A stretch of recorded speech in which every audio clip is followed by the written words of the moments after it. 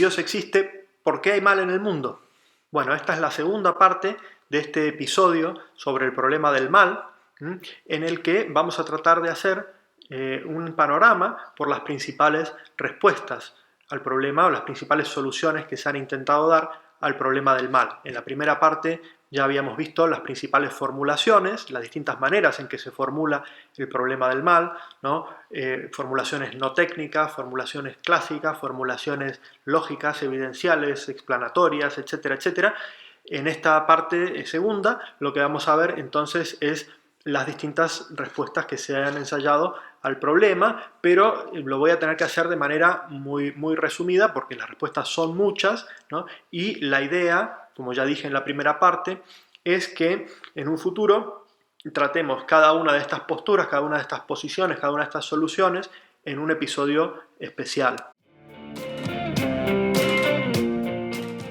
La primera respuesta o solución al problema del mal que vamos a tratar es lo que yo llamo habitualmente la devaluación de los atributos divinos, ¿no? Fíjense, ustedes recuerden que el problema del mal estaba planteado como un problema de incompatibilidad aparente entre la omnipotencia divina, la bondad divina y la existencia del mal, ¿no? Entonces, una alternativa que tiene el teísta, es decir, aquel que sostiene la existencia de Dios, es tratar de alguna manera, tomar uno de estos atributos y o bien eliminarlo, ponerlo de lado, ¿no? O bien redefinirlo, matizarlo, de tal manera que no genere el problema de incompatibilidad, ¿no? Entonces, quizá si eliminamos alguno de los atributos divinos, quizás si lo redefinimos, quizá si lo explicamos de una manera que sea distinta de lo que habitualmente se entiende, ¿no? Entonces podemos solucionar el problema y quitárnoslo del medio. Bien, en ese sentido hay algunos autores que han optado por, de alguna manera, devaluar, vamos a entendernos bien, ¿no? la omnipotencia divina. ¿Qué quiere decir esto? Limitarla, quizá, lo suficiente como para poder decir que es imposible para Dios eliminar el mal. Es decir, que eliminar el mal es algo que está fuera del poder de Dios. Bien, en este sentido tenemos varias alternativas porque hay muchos autores que han optado por esta vía, pero la han explicado de manera diferente, ¿no? Quizá el ejemplo más conocido y más frecuente es el de Hans Jonas, ¿no? Hans Jonas es este filósofo judío que lo que hizo fue escribir un libro que se llama El concepto de Dios después de Auschwitz, en el que lo que sostiene es que luego de la experiencia de sufrimiento de los campos de exterminio, sería algo completamente extravagante seguir afirmando la omnipotencia divina, ¿no? Él básicamente lo que dice es, si Dios es bueno, no puede haber permanecido impasible frente al sufrimiento humano padecido en los campos de concentración, ¿no? Sería una cosa incomprensible, un Dios omnipotente y bueno que hubiese permitido eso, pudiendo evitarlo, pudiendo eliminar el mal, pudiendo eliminar el sufrimiento, ¿no? Por lo tanto, dice Hans Jonas, ¿no? Hay que renunciar al concepto de la omnipotencia divina, ¿no? Y luego también lo que dice es que el mismo concepto de omnipotencia es contradictorio por algunas razones que en su momento ya explicaremos, ¿no? Pero básicamente lo que él concluye es si existe el mal en el mundo y Dios es bueno, entonces sencillamente no puede ser omnipotente, ¿no? Esta es una primera alternativa de, vamos a decir así, de evaluación de la omnipotencia. Otra alternativa quizá es la que encontramos en algunos autores, filósofos, teólogos, etcétera, que lo que hacen es sostener la kenosis, ¿no? O el vaciamiento o el renunciamiento de Dios a su omnipotencia. Es decir, lo que sostienen es que Dios se despoja de su omnipotencia, apelan al concepto de kenosis de San Pablo, Dios se vacía a sí mismo, ¿no? Y dicen, cuando Dios creó el mundo, o al crear el mundo, Dios renuncia a ejercer su omnipotencia. ¿Por qué? Porque tiene que dejar un lugar, un espacio, para que las criaturas obren con autonomía. Y en ese sentido, pues Dios se despoja de su propio poder. Y ese despojarse de su propio poder es lo que da lugar precisamente a la posibilidad del mal, ¿no? En este sentido, hay autores como por ejemplo el teólogo Jürgen Moltmann o el físico teólogo John Polkinghorne que optan por esta vía, ¿no? Del renunciamiento, abajamiento, vaciamiento de la omnipotencia divina. Y luego tenemos un tercer ejemplo de otro teólogo, pero que en este punto habla con argumentos filosóficos, que es Andrés Torres Queiruga. Andrés Torres Queiruga es un teólogo gallego que básicamente lo que sostiene es que un Dios omnipotente, ¿no? Él no renuncia a la omnipotencia, él dice Dios es omnipotente, pero Dios no puede crear un mundo sin mal, ¿no? No porque no tenga poder, sino porque un mundo sin mal es contradictorio. Es decir, no puede haber un mundo creado en el que no haya mal. ¿Y por qué sostiene esto Torres Queiruga? Sencillamente porque él dice que la misma limitación de las criaturas, la misma finitud de las criaturas, es la causa del mal, es el origen del mal. Es decir, desde el momento en que hay finitud, ya va a haber necesaria o inevitablemente mal, ¿no? Y por eso no se trata de que Dios no sea omnipotente, sino de que un mundo sin mal es imposible, es imposible, ¿no?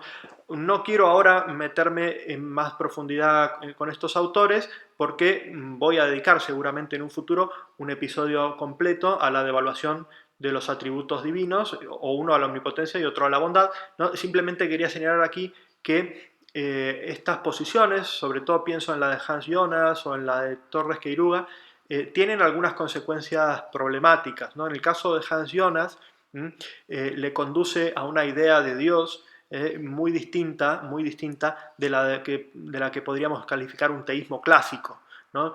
El teísmo clásico habla de un Dios creador, trascendente, providente, que tiene control de lo que pasa en el mundo, etcétera, etcétera. En cambio, Hans Jonas, precisamente porque renuncia a la omnipotencia y a otros atributos como la inmutabilidad y demás, lo que sostiene es que este Dios en realidad es un principio inmanente del mundo, que se despliega con el mundo, que no es distinto ontológicamente del mundo, sino que se identifica con él de alguna manera, ¿no? Con lo cual, en alguna medida, es también una renuncia al teísmo como tal, porque ese Dios es un Dios que no es el concepto tradicional, no es el concepto clásico de Dios, ¿eh? Y en el caso de Torres Queiruga, ¿no? Esto habría que tratarlo con mucho detalle. Lo problemático es esa identificación que él hace del mal con la finitud, ¿no? De la misma limitación de la criatura ya sería o un mal o una causa del mal o un origen del mal, ¿no? Y entonces ya el mismo hecho de no ser Dios sería algo malo, ¿no? El ser una criatura ya sería algo malo, ¿no? Que es lo que fundamentalmente sostiene Nietzsche, ¿no? Nietzsche dice, si Dios existe, ¿cómo no soy Dios?, ¿no? Entonces, yo creo que esa posición trae muchos otros problemas, ¿no? Pero bueno, en fin, lo vamos a dejar aquí porque, como digo, vamos a dedicar un episodio en el futuro a la devaluación de la omnipotencia divina, seguramente, ¿eh? Entonces, la otra alternativa, dentro de lo que llamo yo devaluación de los atributos, es tratar de mitigar, matizar, redefinir de alguna forma la bondad divina, ¿no? No se trata aquí, vamos a decir así, de decir, bueno, Dios es malo, o quizá Dios es un malvado, no es bueno, o cosas por el estilo, ¿no? Sino de lo que se trata es de decir que en Dios está el origen o el fundamento tanto del bien como del mal. Es decir, situar el origen del mal en la misma naturaleza divina, como si en Dios hubiese una especie de dualidad originaria, ¿no? Un aspecto positivo, un aspecto negativo, un aspecto bueno, un aspecto malo, un aspecto de luz y otro de sombra, y esa dualidad luego se reflejará necesariamente en la creación. Cuando Dios crea, manifiesta tanto esa bondad que tiene como ese aspecto de oscuridad. Bueno, hay muchos autores que van por esta línea. Cabría mencionar, por ejemplo, el místico alemán Jacob Böhme, ¿no? Jacob Böhme sostiene esto explícitamente. También podríamos mencionar a Schelling, ¿no? El escrito sobre la libertad de Schelling sostiene una cosa por el estilo también, es decir, que Dios se genera desde el abismo y ese abismo tiene ese aspecto también de oscuridad. Y también Nicolás Berdiev, ¿no? Este autor que sigue mucho también a Jacob Böhme, o incluso Luigi Pareison. Luigi Pareison es un autor italiano del siglo XX, más reciente, que lo que sostiene efectivamente es que en Dios está el origen del mal, porque Dios es una especie de libertad absoluta y la libertad de por sí es ambigua. Es ambigua porque puede ser libertad positiva o negativa, para el bien o para el mal, y aunque Dios elige el bien, de alguna manera en su libertad queda una sombra, una huella del mal que también se manifiesta en la creación, ¿no? Bien, son autores que son muy interesantes y que habría que estudiar en profundidad y que habría que analizar en profundidad, y quizá entonces en un futuro también tenemos que hacer un episodio sobre la evaluación de la bondad divina, ¿no? De momento a mí me parece que estas posiciones también son problemáticas porque de alguna manera desdibujan, ¿no? O suprimen en última instancia la diferencia entre el bien y el mal, ¿no? Al final, si las dos cosas vienen de Dios, ¿qué podemos llamar bueno? ¿Qué podemos llamar malo? Y al mismo tiempo también vuelven al mal una realidad necesaria, inevitable, quitándole un poco ese dramatismo, esa crudeza, ¿no? De la que hablábamos al comienzo de la primera parte de este episodio, ¿no? Es decir, lo que nos hace sentir ese rechazo, ese escándalo frente al mal en el mundo es el hecho de que podría no haber existido, que es algo que, aunque está, podría y debería no estar, ¿no? Y sin embargo, en estos autores parece que el mal es una manifestación necesaria también de la naturaleza divina. Pero bueno, lo dejo ahí porque en un futuro efectivamente vamos a dedicar también un video a esta cuestión. Si el teísta quiere dar una respuesta al problema del mal sin renunciar a los atributos divinos, es decir, aceptando que Dios es bueno y todopoderoso y al mismo tiempo afirmando que el mal existe, que es real, ¿no? Tiene a su vez distintas posibilidades, ¿no? En los últimos años, ¿no? Lo que se habla habitualmente es de que hay dos estrategias posibles. Una es la que se llama defensa y otra es la que se llama teodicea, ¿no? Son dos estrategias diferentes con sus peculiaridades. ¿A qué llamamos propiamente defensa? Bueno, defensa sería todo intento de mostrar únicamente que no hay incompatibilidad, ni lógica, ni de ningún tipo, entre la existencia de Dios y la existencia del mal. Se trata de una estrategia que lo que busca es simplemente bloquear los argumentos de los ateos o de los ateístas. Mostrar que la existencia del mal no es una prueba irrefutable, una evidencia irrefutable en contra de la existencia de Dios. Con eso se conforma la defensa, ¿no? La defensa es simplemente mostrar que esos argumentos presuntamente ateístas no prueban lo que quieren, lo que intentan probar, ¿no? Pero no se meten en si Dios permite el mal, no lo permite, por qué lo permite, qué razones tiene Dios para permitir el mal, ese tipo de cosas no son propias de una defensa. Eso es más bien propio de lo que llamamos una teodicea, ¿no?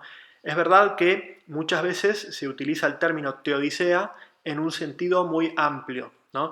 Para referirse prácticamente a toda respuesta teísta al problema del mal.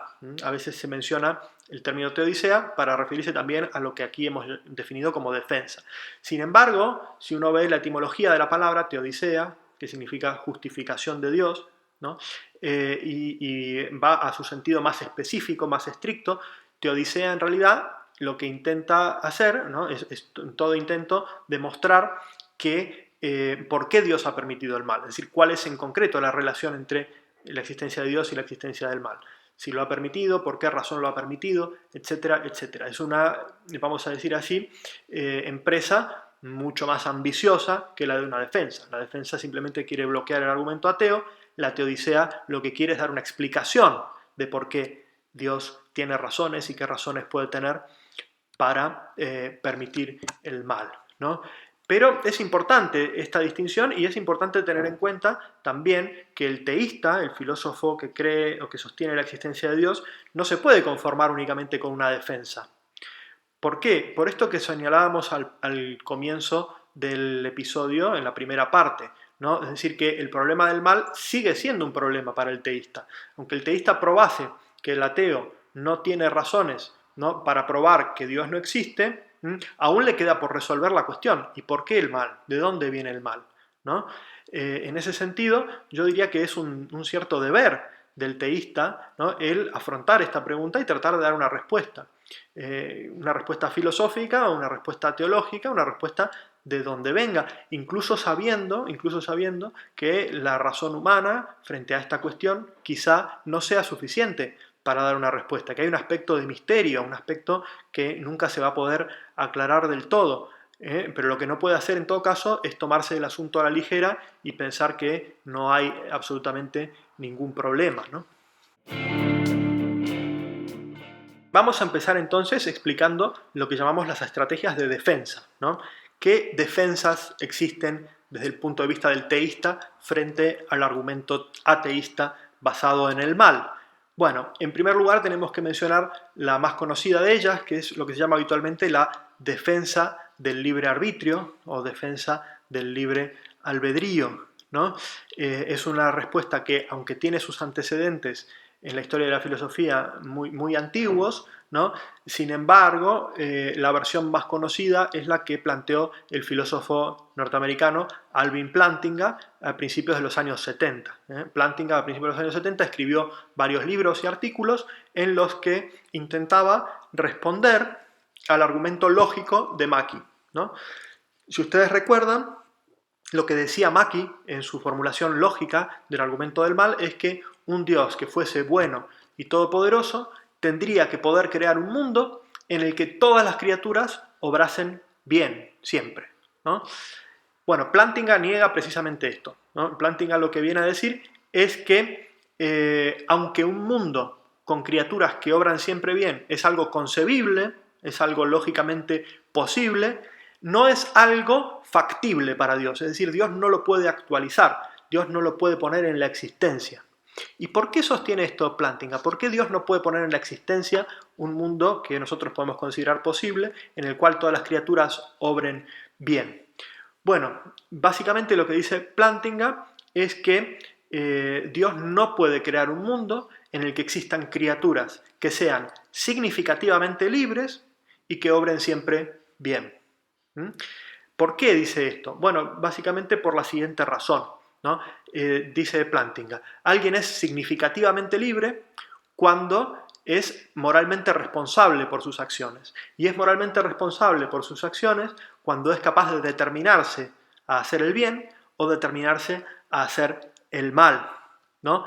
De tal manera que si Dios quiere que haya criaturas significativamente libres, ¿no? Ya con eso está abriendo la posibilidad de que exista el mal. La única manera que tendría Dios de garantizar que no existiera el mal sería o bien no crear seres significativamente libres, o bien crear seres libres, pero obligarlos, determinarlos a actuar de una manera, y entonces ya no serían significativamente libres. Por lo tanto, la existencia de seres significativamente libres hace perfectamente compatible la existencia de Dios y la existencia del mal, ¿no? Bueno, esta es en esencia y muy brevemente explicada y muy resumida y caricaturizada la idea de la defensa del libre arbitrio. Después Plantinga añade algunas otras cosas que para mí son muy problemáticas y ya lo explicaré cuando toque episodios sobre defensa del libre arbitrio, que es básicamente que además Dios tiene ciencia media, tiene conocimiento, bueno, hay un video sobre la ciencia media que ya he publicado, así que vayan a ver de qué estoy hablando, ¿no? Dios tiene conocimiento de lo que las criaturas harían en todas las circunstancias posibles y por lo tanto Dios parece que tiene certeza a priori de que cualquier mundo que Él cree, ¿no? Contendría algo de mal, o al menos es posible que esto sea así, ¿no? Esa es una afirmación que a mí me parece muy problemática, pero ya lo explicaré cuando toque un episodio sobre esto. De momento simplemente decir esto, que la defensa del libre arbitrio es mostrar precisamente esa compatibilidad entre Dios y el mal, dada la libertad humana. Y en general se considera que este argumento o esta estrategia de Plantinga ha sido efectiva para bloquear el argumento lógico, es decir, como respuesta al argumento lógico es algo realmente exitoso, ¿no? Sin embargo, siempre queda por explicar en la defensa del libre arbitrio cómo se producen o cuál puede ser el origen de los males físicos, de los males de naturaleza, los males que no son atribuibles directamente a la libertad humana. Obviamente tanto Plantinga como quienes lo siguen han encontrado explicaciones ad hoc para esto, ¿no? Lo que se llama habitualmente la defensa del libre arbitrio expandida, es decir, distintas formas de explicar cómo todos los males que hay en el mundo tienen alguna relación con la libertad, ¿no? Pero bueno, esto también lo vamos a dejar para cuando toque un capítulo sobre esta cuestión. Otra estrategia de defensa es la que se llama habitualmente teísmo escéptico. ¿Qué es el teísmo escéptico? Bueno, efectivamente es una estrategia que lo que busca es bloquear fundamentalmente el argumento evidencial. Acuérdense que el argumento evidencial del mal lo que decía es que hay algunos ejemplos de sufrimiento intenso, de males horrorosos, de males gratuitos, ¿no?, que no son justificables por ningún bien ni que tienen relación con evitar ningún mal, ¿no? Lo que decía Rowe, ¿no?, ustedes recuerdan, era lo siguiente: ningún bien que conozcamos justifica que un ser omnipotente, omnisciente y perfectamente bueno permita males horrendos, o lo que se llama males gratuitos. Bueno, hay un filósofo, Michael Bergman, que es el principal impulsor, o fue al menos en su momento el principal impulsor del teísmo escéptico, que lo que hace es acusar a William Rowe de una inferencia indebida, ¿no? Él le llama una non-sium inference, una inferencia a lo que no se ve o a partir de lo que no se ve. ¿Por qué? Básicamente, dice Bergman, que Rowe da un paso lógico indebido, ¿no? Pasa de la siguiente proposición, fíjense: ningún bien que conozcamos justifica que un ser omnipotente, omnisciente y perfectamente bueno permita males horrendos, ¿no? A partir de ahí infiere o concluye que no hay ningún bien que justifique que un ser omnipotente, omnisciente y perfectamente bueno permita esos males horrendos. Es decir, pasa de un estado de ignorancia, no sabemos si existen esos bienes, a la afirmación de no existen esos bienes. Es decir, esos males son absoluta y radicalmente injustificables. Por esa razón, lo que sostiene el teísmo escéptico en concreto es que no estamos en una situación epistémica que nos permita negar que Dios pueda tener razones para permitir esos males horrendos, esos ejemplos de sufrimiento intenso o esos males gratuitos. Yo creo que Bergman tiene razón desde el punto de vista lógico en lo que señala, es decir, que efectivamente Rowe da un paso indebido, una non-sium inference, ¿no? Pasa de afirmar no sabemos si existen bienes que justifiquen esos males a concluir que efectivamente no existen bienes que justifiquen o que justifiquen la permisión al menos de esos males, ¿no? Entonces me parece que la crítica del teísmo escéptico es acertada, pero también me parece que hay que tener en cuenta que quizá esa estrategia acepta algo que no debería aceptar un teísta, ¿no? Y es un planteamiento consecuencialista. El consecuencialismo es aquella doctrina que lo que sostiene es que la bondad o la malicia de una acción tiene que juzgarse no por sí misma o por la relación de esta acción con una ley moral, sino por las buenas o las malas consecuencias que la acción misma pueda tener para el conjunto y no para algunos individuos en particular. ¿Qué es lo que sucede? Que parece que el teísta escéptico o el teísmo escéptico asume que para que Dios permita algún mal en particular tiene que haber alguna especie de justificación o de razón suficiente que justifique precisamente la existencia de ese mal en particular, ¿no? Ese supuesto que está implícito en el planteamiento del teísmo escéptico me parece que no es muy aceptable desde una perspectiva teísta, porque supone una visión de un Dios quizá un poquito maquiavélico, o que instrumentaliza a las personas enviándoles bienes para sacar otros males, para sacar otros bienes y cosas por el estilo. Me parece que es una manera de entender el problema del mal que no pasa, vamos a decir así, el filtro de la crítica de Dostoyevsky, ¿no? Aquella crítica que decía que efectivamente el sufrimiento de los inocentes no puede tener justificación y cosas por el estilo. Pero bueno, quizá en un futuro haya que hacer un vídeo sobre teísmo escéptico y explicar un poquito mejor esto que acabo de decir. Otra estrategia de defensa que utilizan algunos autores más recientes es lo que yo llamo el Dios más allá de la ética o Dios más allá de la moral. ¿En qué consiste esta estrategia? Bueno, se trata de bloquear el argumento ateísta a partir del mal diciendo que el problema está completamente mal planteado. ¿Y por qué estaría completamente mal planteado? Bueno, fundamentalmente porque el argumento ateísta del mal supondría que si Dios fuese bueno, tendría la obligación moral de prevenir el mal de las criaturas o de no permitir el mal y cosas por el estilo, ¿no? Y sin embargo, lo que dicen estos autores que voy a mencionar ahora es que en realidad Dios está por encima del orden moral, por encima de las obligaciones morales. ¿Por qué? Porque, bueno, Dios es el creador, por lo tanto es un ser trascendente, ¿no?, que no debe nada a las criaturas. Él es el autor absoluto y libre de las criaturas y por lo tanto no les debe absolutamente nada, y como no les debe absolutamente nada, tampoco tiene obligación de impedir o de no permitir el mal, ¿no? Entonces, en esta postura encontramos autores muy distintos, como por ejemplo Brian Davis y Mark Murphy, ¿no? Seguramente en un futuro dedique un episodio a esto, sigo prometiendo, pero me voy a centrar aquí sobre todo en la idea de Mark Murphy, ¿no? Mark Murphy tiene un libro del año 2017 que se llama God's Own Ethics, ¿no?, la ética propia de Dios, en el que básicamente lo que dice es que como Dios es el ser sumamente perfecto y el creador de todo y el origen y fuente de toda bondad de las cosas, entonces las criaturas son buenas solamente por participación en la bondad divina, y al ser buenas solo por participación en la bondad divina, entonces las criaturas no tienen ningún valor intrínseco, dice Mark Murphy. Y como las criaturas no tienen ningún valor intrínseco, sino solo por participación, ¿no?, entonces Dios no tiene ninguna razón que le exija o que le obligue necesariamente a buscar el bien de las criaturas, ni a evitar o prevenir los males que les pudieran suceder. Por lo tanto, la idea es que Dios no necesita ninguna justificación para permitir el mal, sino que simplemente no tiene obligación de evitarlo, ¿no?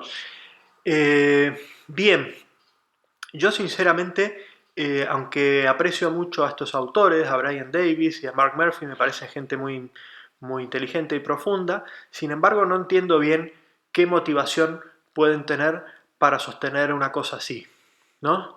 Por una parte creo que el argumento de Murphy en particular, ¿no?, contiene una cierta falacia, ¿no?, porque una cosa es decir que las criaturas tienen bien por participación y otra cosa es decir que no tienen ningún valor o ninguna bondad intrínseca, ¿no? No es lo mismo, ¿no? Una cosa puede tener bien por participación, perfección participada de Dios, y sin embargo tiene su propio valor intrínseco por la naturaleza precisamente que Dios le ha dado, etcétera, ¿no?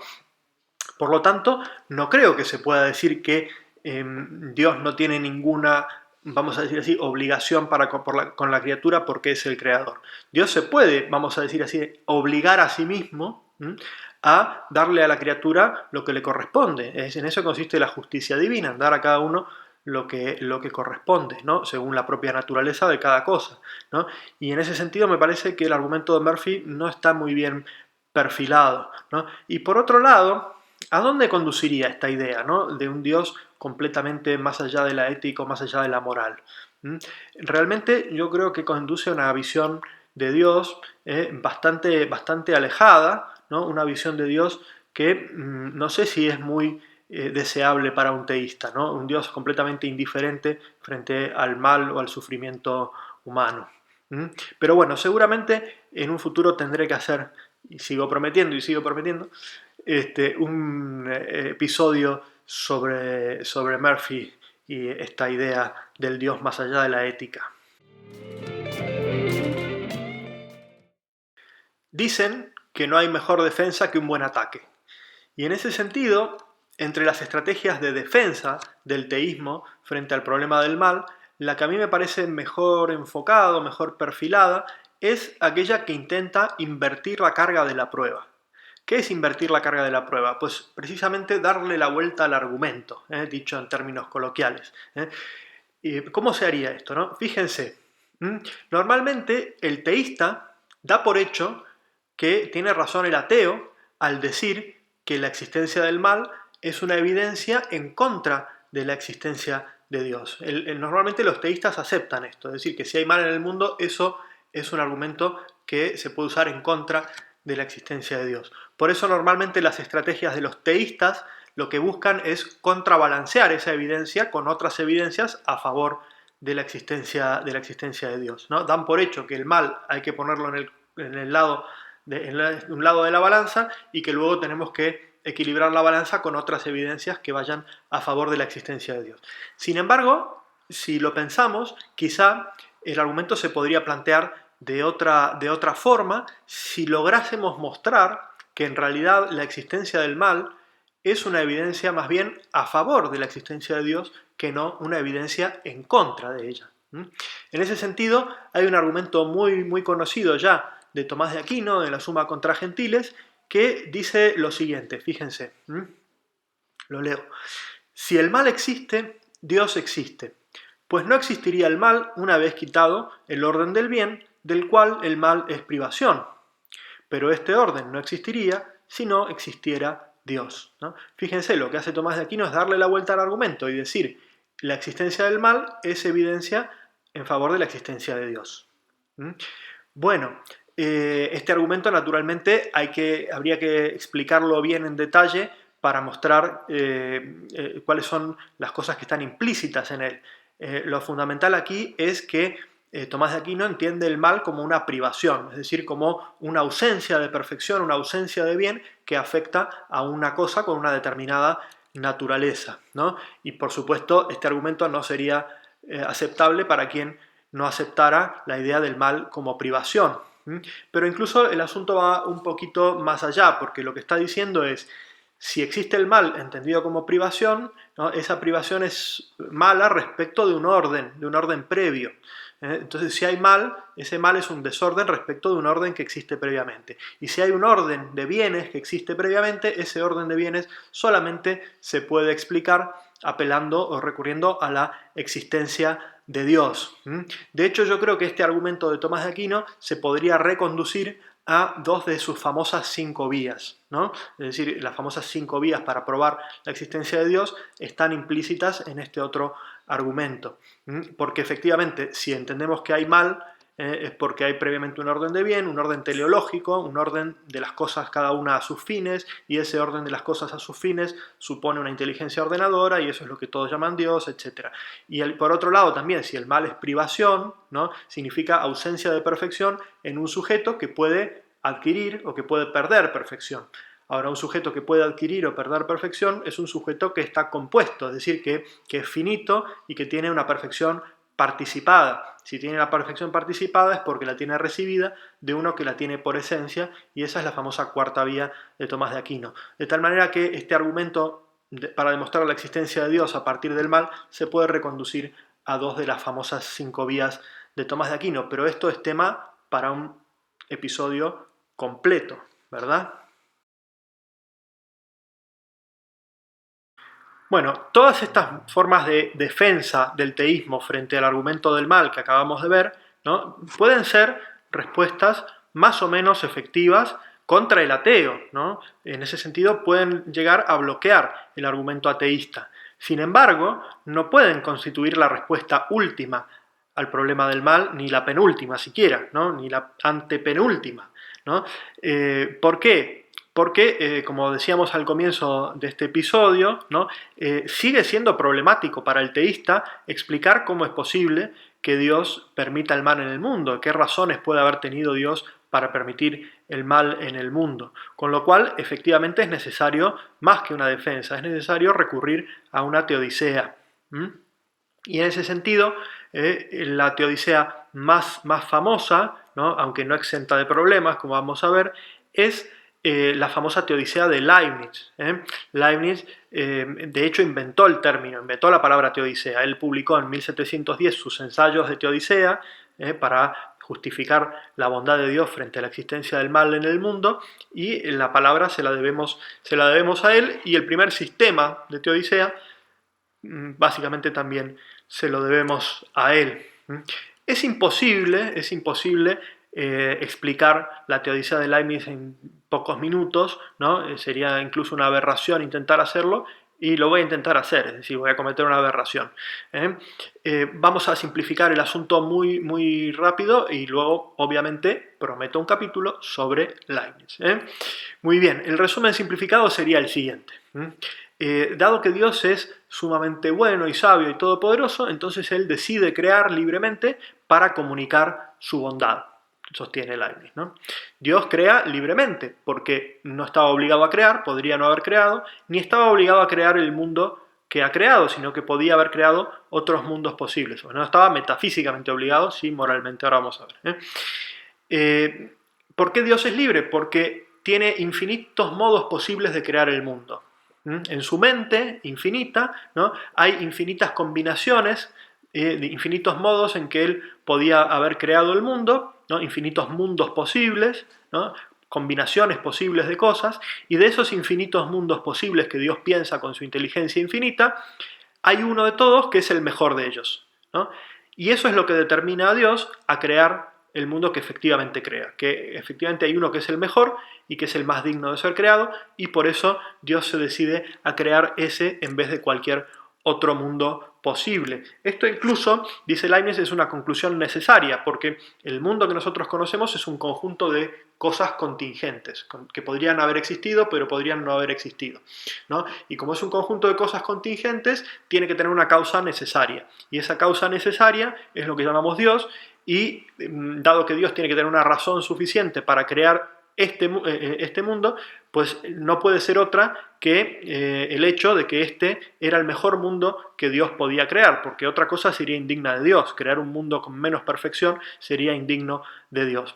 Bueno, pero ¿qué se sigue de aquí para el mal? ¿No? Bueno, lo que se sigue es que los males, todos los males que forman parte de este mundo en concreto, en particular, y cada mal en particular, son, vamos a decir así, una parte esencial de la mejor combinación, de la mejor serie posible, del mejor de los mundos posibles, ¿no? Por lo tanto, como Dios estaba moralmente obligado a crear el mejor mundo posible, ¿no? También estaba moralmente obligado a permitir todos los males que conforman este mundo. Si quitáramos el más mínimo de los males, ya sería otro mundo y sería peor, ¿no? Por lo tanto, de alguna manera esos males contribuyen a la perfección del universo. El universo es más perfecto gracias a los males que hay en el mundo, como las disonancias aumentan la armonía en la música y los silencios pues, aumentan también la belleza de la melodía y cosas por el estilo. Bien, entonces, ¿qué pasa? Que este mundo, que es el mejor de los posibles, no podría existir sin estos males. Bueno, a ver, yo les voy a decir una cosa. Yo estuve 5 años estudiando la Teodicea de Leibniz y el resultado de eso es este libro que ustedes ven aquí, que tiene cerca de 500 páginas y por lo tanto sepan que lo que estoy haciendo es una completa bestialidad, es decir, resumir la Teodicea de Leibniz en 5 minutos, cuando en realidad pues, se le puede dedicar todo esto y mucho más, ¿no? Y entonces también me obligo a mí mismo a en un futuro ampliar este tema de la Teodicea y explicarlo un poquito mejor, ¿no? Aquí simplemente quiero anotar dos cosas, consideraciones críticas quizá, que se le suelen hacer, no necesariamente las comparto al 100%, pero críticas que se le suelen hacer a la Teodicea de Leibniz. Una es, de nuevo, el consecuencialismo, ¿no? Es decir, la idea de que al final el Dios de Leibniz es un Dios que busca el máximo bien para el todo, pero no para los individuos, no para las partes, ¿no? Y que de alguna manera ese bien del todo justifica los males particulares, ¿no? Un consecuencialismo y un holismo, ¿no? La perspectiva del todo prima por sobre la perspectiva del individuo, y a los individuos, pues, algunos de ellos se tendrán que jorobar, ¿sí? Porque les toca la parte mala, ¿no? Entonces, esta idea del consecuencialismo de Leibniz y de su holismo y qué sé yo, ha sido muy criticada, especialmente en el siglo XVIII, ha sido caricaturizada, ¿no? Por ejemplo, en el famoso Cándido de Voltaire. Voltaire escribe esta novela satírica en la que aparece un personaje, Pangloss, que representa supuestamente a Leibniz y que dice, bueno, todo va bien, en medio de las peores catástrofes y males que le tocan vivir, él siempre dice, no, todo va bien, va para el mejor mundo posible, etcétera, etcétera, etcétera, ¿no? Bueno, sepan que es una versión caricaturizada, eso fue escrito unos 40 y pico años después de la Teodicea, y no refleja exactamente lo que es la Teodicea de Leibniz. Pero algo de verdadero hay en esa crítica, en el sentido de que efectivamente a Leibniz le interesa más la perfección del todo, y eso relativiza de alguna manera la maldad del mal, es decir, hace que el mal en última instancia no sea tan malo, porque al final contribuye a una mejor perfección del todo. Y eso es también lo que está detrás quizá de la crítica que hace Dostoyevsky, ¿no? Dostoyevsky, en el pasaje que leímos en la primera parte de este episodio, hablaba de que los sufrimientos inocentes no pueden ir a contribuir a la armonía del universo. Está haciendo una referencia claramente a una teodicea de estilo leibniziano. Y Leibniz influyó mucho en Rusia y por eso Dostoyevsky tenía eso en la cabeza. ¿eh? Pero bueno, ya digo, esto lo vamos a dejar para un episodio sobre este tema. Bueno, para ir terminando, nos quedaría ver una última alternativa de solución teísta o de respuesta teísta al problema del mal, que es la respuesta de lo que podríamos llamar el teísmo clásico.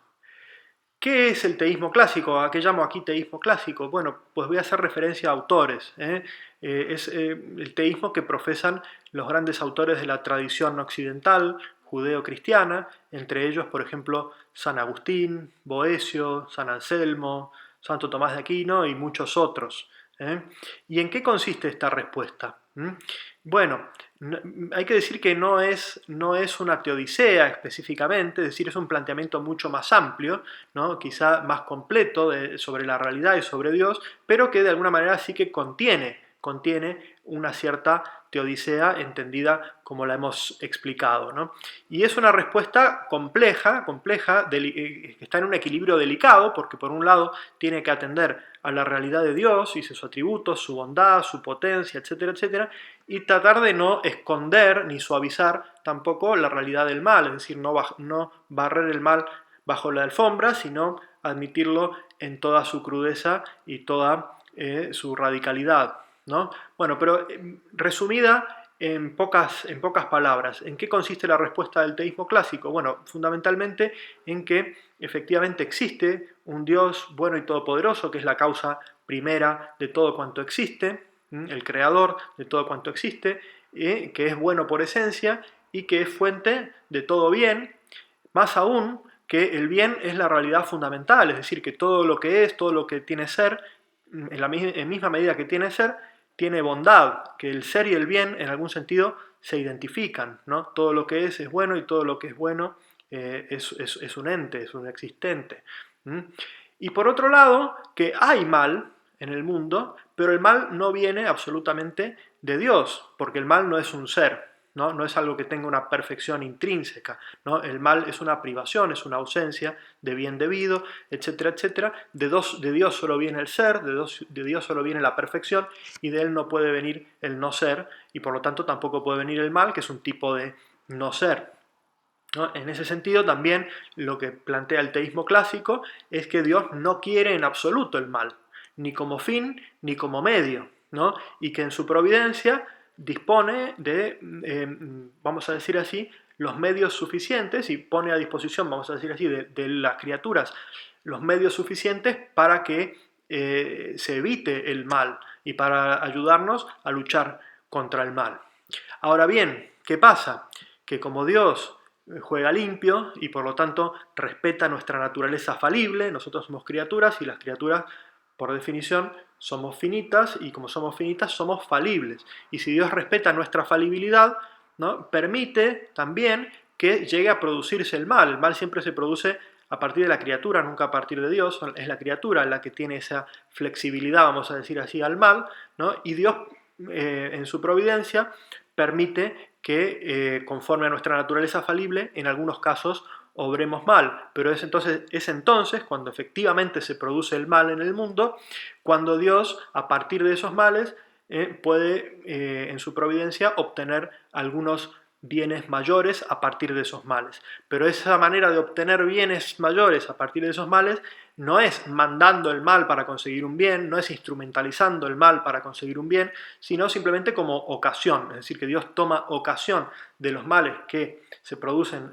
a partir de las criaturas y a partir de ahí obtiene algunos bienes mayores, como dice el propio San Agustín, ¿no? Bueno, esto es así, en síntesis, la respuesta de lo que podríamos llamar el teísmo clásico, que desde ya les anticipo es la que yo suscribo, ¿no? Lo que pasa que esto generará muchas preguntas, muchos interrogantes, ¿no? Que yo en este momento no pienso responder, es decir, ¿cómo se concilia todo esto? Esto de la bondad de Dios, que todo el ser viene de Dios, que el mal y el no ser viene solo de la criatura, que Dios se vale de todas maneras como ocasión de esos males para obtener otros bienes, etcétera, etcétera. Bueno, pues paciencia, porque tenemos por delante muchos episodios para tratar esta cuestión en sus aspectos más particulares y bueno, es mi intención hacerlo, espero que Dios me dé fuerza y tiempo para poder hacerlo. Entonces, yo con esto ya he terminado mi recorrido por las principales formulaciones del problema del mal y las principales respuestas que se pueden dar al problema del mal. Me interesa que me digan en los comentarios qué piensan sobre todo este asunto, si hay algunas respuestas mejores que las que he planteado, si algunas de las críticas que he planteado les parecen acertadas o no, etcétera, etcétera. Déjenme sus opiniones en los comentarios y, por supuesto, no olviden suscribirse al canal.